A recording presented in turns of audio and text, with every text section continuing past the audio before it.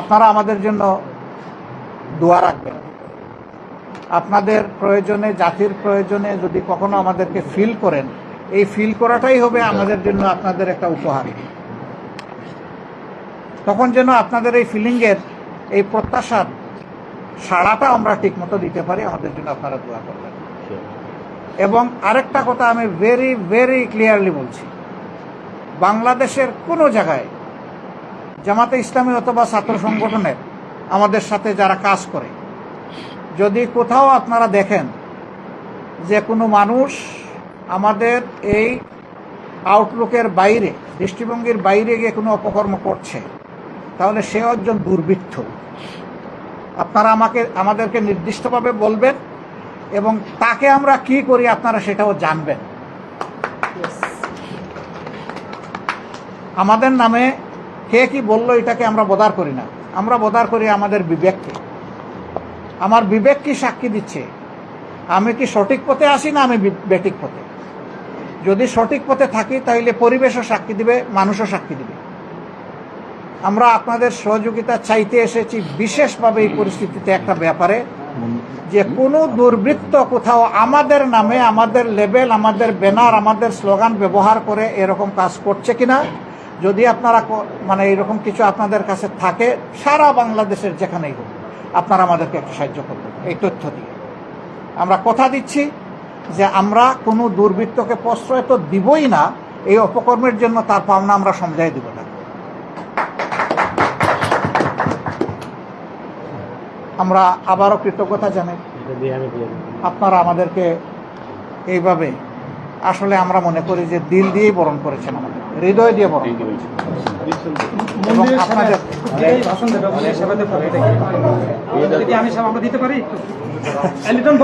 আপনারা দিবেন, কিন্তু আমরা আরো কিছু ফাংশন আমাদের আছে। প্রশ্ন করবেন, আপনি কি সাংবাদিক? আচ্ছা, ওনাদের ফুলটা আমি নিয়ে নেই, যেহেতু ওনারা হৃদয়ের আবেগ দিয়ে দিচ্ছেন।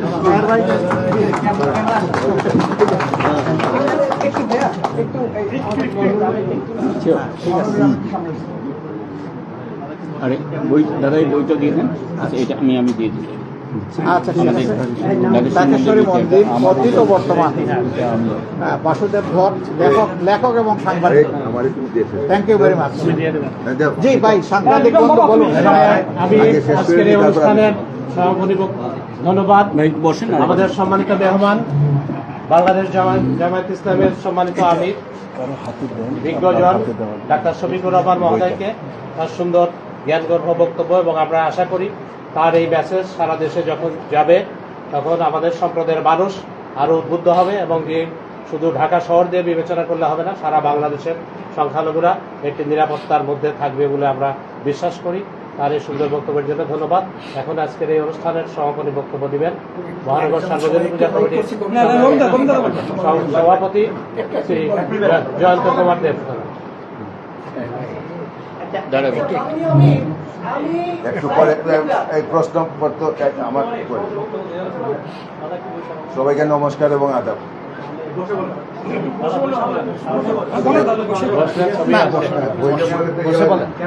মিডিয়ার জন্য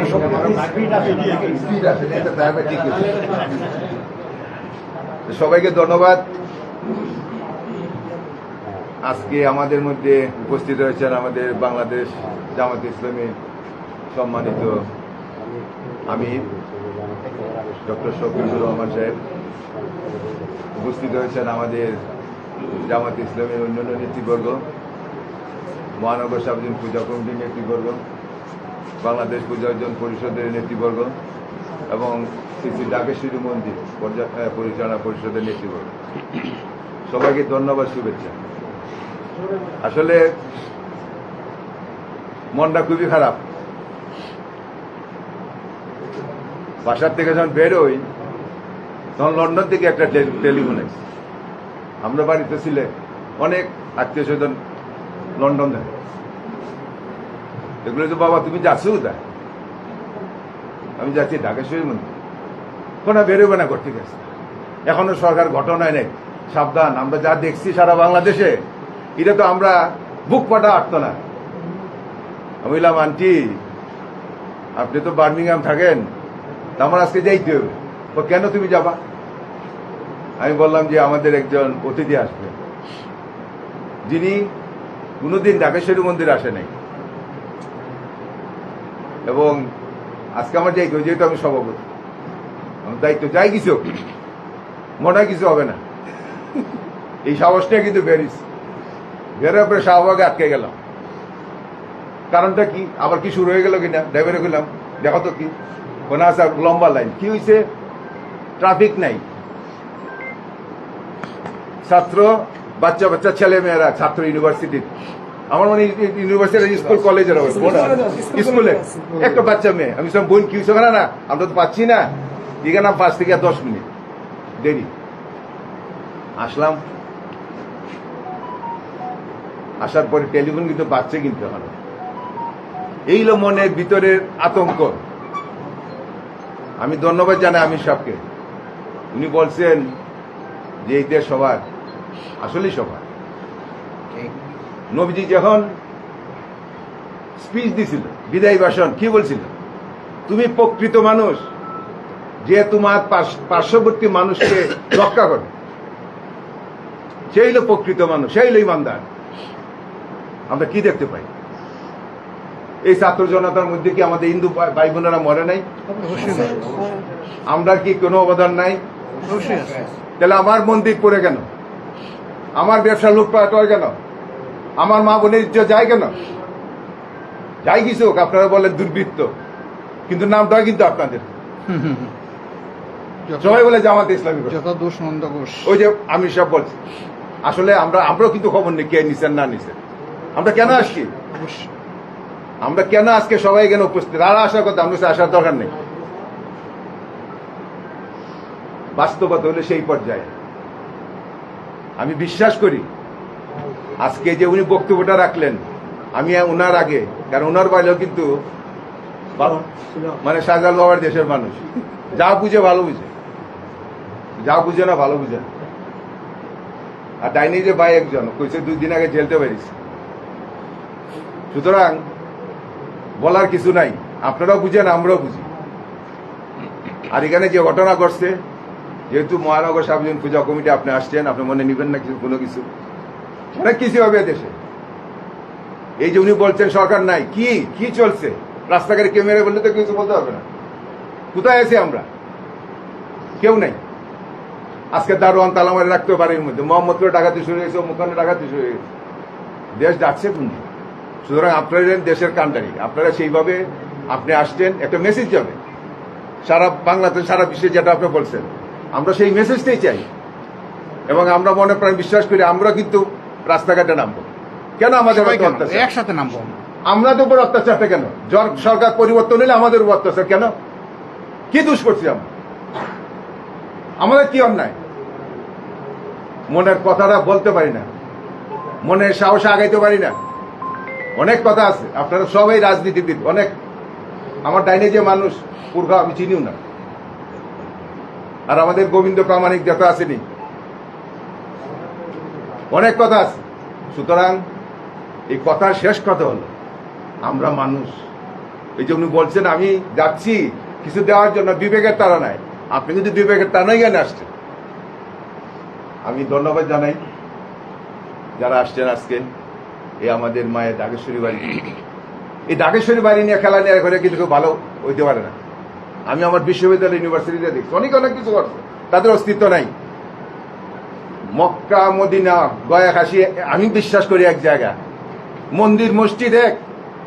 আমার বাড়ি হবিগঞ্জের আজমিরগঞ্জ, কালকে আমার হিন্দুর বাড়িতে একজন গিয়ে গেছে, এই তোর কাছে 1.5 লাখ টাকা পাই, কুম মারিয়ে দিচ্ছে তারা। আমি বললাম, আমি হবিগঞ্জের সবাইকে জানাইলাম, ভাই এই কি ঘটনা, তোমার লোকটা থামাও, এটা দইতে পারে না বাংলাদেশ। এবং সে আজকে হসপিটাল, আজকে বাজারের হিন্দু দোকানগুলো লুটপাট হয়ে গেল, কি অপরাধ ছিল। সুতরাং আপনি আছেন, আপনি শীর্ষ পর্যায়ে বাংলাদেশের রাজনৈতিক প্রেক্ষাপটে। আমরা সেদিন শুনছি সামরিক বাহিনীর প্রধান এখানে কে কে উপস্থিত, প্রথমে বলছে জামাতের আমি, এটা নিয়ে অনেক কিছু হচ্ছে। সুতরাং বলার কিছু নাই, সাংবাদিক বাইরে আছেন, এই মেসেজ পৌঁছাই দিবেন, এই দেশ আমার, আপনার, সবার। আমরা এই দেশের নাগরিক, আমরা যে কেউ ভাবেন যে আমরা চলে যাবো, আমরা যদি চলে যাবো না। আমরা কিন্তু এদেশে থাকবো, কেন যাবো? যাই কিছু করেন। কথা স্পষ্ট, সরকার আসলে আমাদের পড়তেছে কেন? কেন আমাদের মন্দির ভাঙা হয়? কই এত কিছু হয় না? কই মানুষ তো নামে না রাস্তাঘাটে? সুতরাং কথাগুলো কষ্ট থেকে বললাম। আপনারা বিবেকবান মানুষ, সবাই আজকে উপস্থিত আছেন। আপনাদের অনুরোধ জানাই, আপদে বিপদে সুখে দুঃখে থাকবেন সবাই, আমরা সবাই পাশাপাশি থাকবো এই প্রত্যাশা জানিয়ে সবাইকে ধন্যবাদ জানিয়ে আমির সাহেব আসছেন, ওনাকে আমাদের পক্ষ থেকে সাধুবাদ জানাই, শুভেচ্ছা জানাই, এবং যারা আসছেন সবাই থাকবেন এবং আপনার কৃতজ্ঞ আপনারা ছিলেন আমরা জানি। গেটের বাইরে আমরা সবাই বলছি, গেটের ভিতরে না, গেটের বাইরে থাকবা, কারণ মন্দির একটা পবিত্রতা জায়গা আছে। আমরা 8টার পরে কেউ থাকতে পারে না, কেন বিশেষ 10টা বা 11টা কোনো অনুষ্ঠান যদি না হয়। সুতরাং যারা ছিলেন, বর্তমানে আছেন, কমিটি ছাড়া এবং আমার রাজনীতির নেতৃবৃন্দ, বিএনপি এখানে ছিল, সবাই ছিল। সুতরাং আমি সবাইকে ধন্যবাদ জানিয়ে আজকের আমির সাহেব আসছেন, এই জন্য ওনাকে কৃতজ্ঞতা জানিয়ে, আর সাংবাদিক ভাইয়েরা আসছেন, সবাইকে অভিনন্দন জানিয়ে আজকের এই সভা সমাপ্তি। যদি সাংবাদিক ভাইয়ের কোনো প্রশ্ন থাকে, আমাদের আমির সাহেব আছেন, ওনার সাথে কথা বলতে হবে। সবাইকে ধন্যবাদ। একটা মিনিট, প্রশ্নের আগে একটা মিনিট। না, আপনারা সবাই, আমি তো বললামই, তাহের ভাই 2 দিন আগে বেরিয়েছে, ধন্যবাদ তো সবাই দিলাম ভাই, সবাই ধন্যবাদ। আর বাইরে তো আমি আগে ডাকছি, কিন্তু মিস্ত্রি একটা মিনিট। দাদাকে একটা অনুরোধ করব, দাদাকে না, আমাদের সবাইকে, আমি সহ আমাদের সবাইকে, যে আমরা যেন সাহস করে সাদাকে সাদা বলতে পারি, কালোকে কালো বলতে পারি। অবশ্যই অবশ্যই। আমরা বলি কিন্তু করি না, কিন্তু আমি বলবো এখন করা উচিত, না করলে এই জাতির বিরাট ক্ষতি হয়ে যাবে। আপনাদের সামনে ওই রকম যারাই ধরা পড়বে, আপনারা মেহেরবানি করে আমি অনুরোধ করব, কোনো রাগ ডাক না করে খুলাসা করে দেবেন। একবার যদি খুলাসা করে দেন, তাহলে দ্বিতীয়বার আর ওই পথে পা বাড়াবেন। জানেন তো, কিন্তু যদি এগুলাকে রাগ ডাক করেন, তাইলে সমস্যা হবে। যে বলো ভাই, করে দেন। শেষ শেষ এই বলো লিটন, তুমি একটু ওদের দুই একটা প্রশ্ন নিয়ে নিই।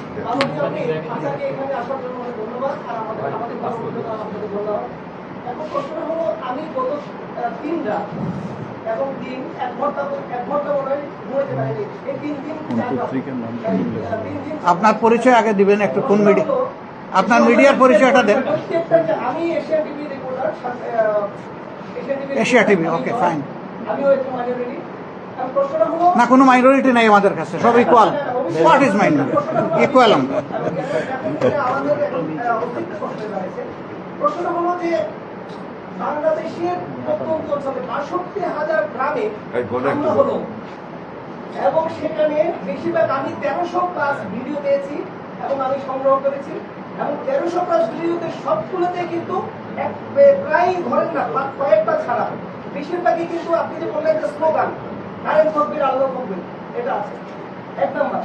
2 নাম্বার হলো যে প্রত্যেকটা মানুষ যে আতঙ্কিত আছে সারা বাংলাদেশে, তাদের আকুতি, তাদের মিনতি, এই যে বলেছেন যে আপনি গোবিন্দদার যে সেক্রেটারি, যে হিন্দু মহাজনের যে সেক্রেটারি, ওনার যে আত্মনাদ, ওনার যে একটা ভিডিও মেসেজটা আপনি দিলেন, ওটা শেষ আমার মনে হয় বাংলাদেশের প্রত্যেকটা মানুষ এটাকে তাদের বুক কম্পিত, যদি সে মানুষ হয়।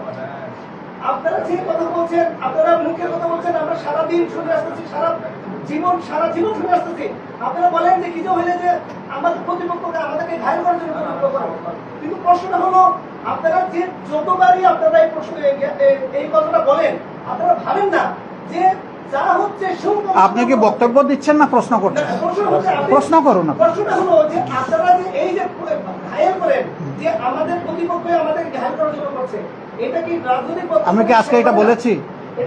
না, আমি আজকে বলি নাই। আমি যেটা বলি না, এটা আমার নামে চালান দিবেন না প্লিজ।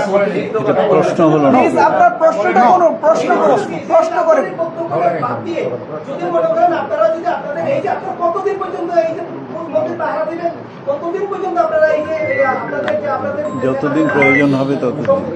রাজনৈতিক ব্যক্তিদের আপনি রাজনীতিবিদ হিসাবে, আপনি দেশের প্রধান, একদম একটা দলের প্রধান হিসেবে আপনি আপনার যে কর্মীদের বা বলেন যে আপনাদের যে রাজনৈতিক অন্যান্য যারা বিরোধী মতামত আছে, তাদেরকে রাজনৈতিক বক্তব্য বাদ দিয়ে আপনারা কি নিজেদেরকে আমাদেরকে সেভ করার জন্য অন্য কোনো ওয়ে ভাবছেন? এত বড় প্রশ্ন। আমি আপনার প্রশ্ন বুঝি নাই। বুঝছি যে আপনি একটা ভাষণ দিয়েছেন, না, নাম্বার 1। নাম্বার 2, আমি যা বলিনি তা আপনি আমার নামে বলেছেন, এটা আপনি বলতে পারেন না। নাম্বার একটা, প্লিজ আপনি যখন কথা বলেছেন, আমি কথা বলি না, এখন কথা শুনতে হবে আমারটা। এরপরে আপনি অনুরোধ করেছেন যে রাজনৈতিক বক্তব্য বাদ দিয়ে রিয়েলিটিতে কখনো আসবো। আপনি বলে দেন কিভাবে আসবো। রাজনৈতিক এটা তো প্রায় বলে, সবাই বলে।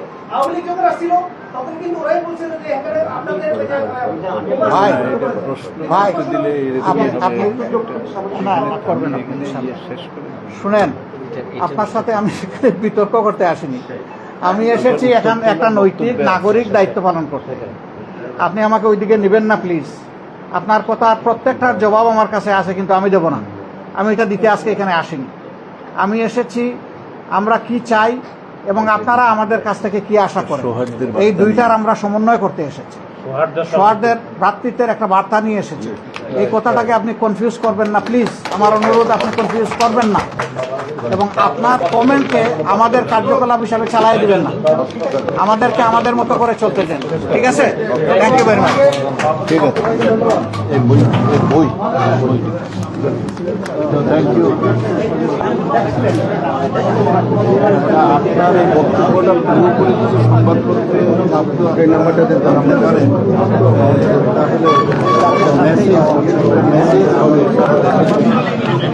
দর্শক, আপনারা দেখছেন জামায়াতের আমির ডক্টর শফিকুর রহমান, তিনি ঢাকেশ্বরী মন্দির তিনি পরিদর্শন করেছেন এবং এখানে যারা রয়েছেন পূজা মণ্ডপ কমিটি থেকে শুরু করে ঢাকেশ্বরী মন্দিরের দায়িত্বে রয়েছেন, তাদের সাথে তিনি অনেকক্ষণ যাবৎ তিনি কথা বলেছেন। তাদের কোনো সমস্যা আছে কিনা সেই বিষয়টি তিনি বলেছেন। এছাড়া সারা দেশে জামাতের আমির যিনি, তিনি জানিয়েছেন যে জামাতের পক্ষ থেকে সারা দেশে পূজা মন্দিরগুলোকে, অর্থাৎ মন্দিরগুলোকে তারা নিরাপত্তা দিচ্ছেন। তিনি সেই বিষয়টি বলছেন। একটু বিষয় আপনাদের জানিয়ে রাখি, তিনি জানিয়েছেন যে নাগরিক দায়িত্ব থেকে তিনি আসছেন ঢাকেশ্বরী মন্দিরে। কে কোন জায়গা থেকে আমাদের ভিডিওটি দেখছেন কমেন্ট বক্সে জানাতে পারেন। দর্শক, আপনারা দেখছেন যা দিনের সর্বশেষ সংবাদ সরাসরি লাইভটি শেয়ার করে কমেন্ট বক্সে আপনাদের মতামত জানাতে পারেন।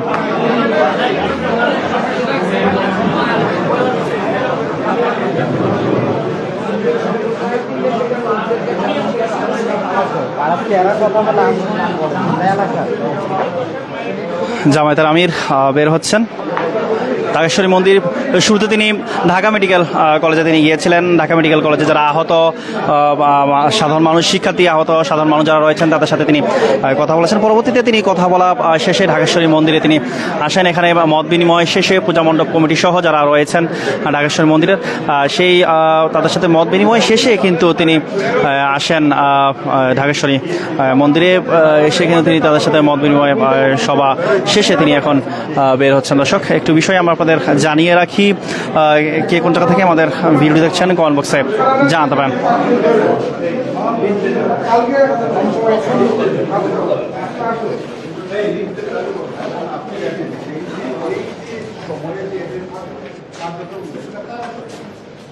জামায়াতের আমিরের সাথে ঢাকা মহানগর উত্তর এবং দক্ষিণের এবং কেন্দ্রীয় যারা কমিটিতে রয়েছেন তারা তার সাথে এসেছেন। এই মুহূর্তে বের হচ্ছেন, আপনারা দেখতে পাচ্ছেন সরাসরি।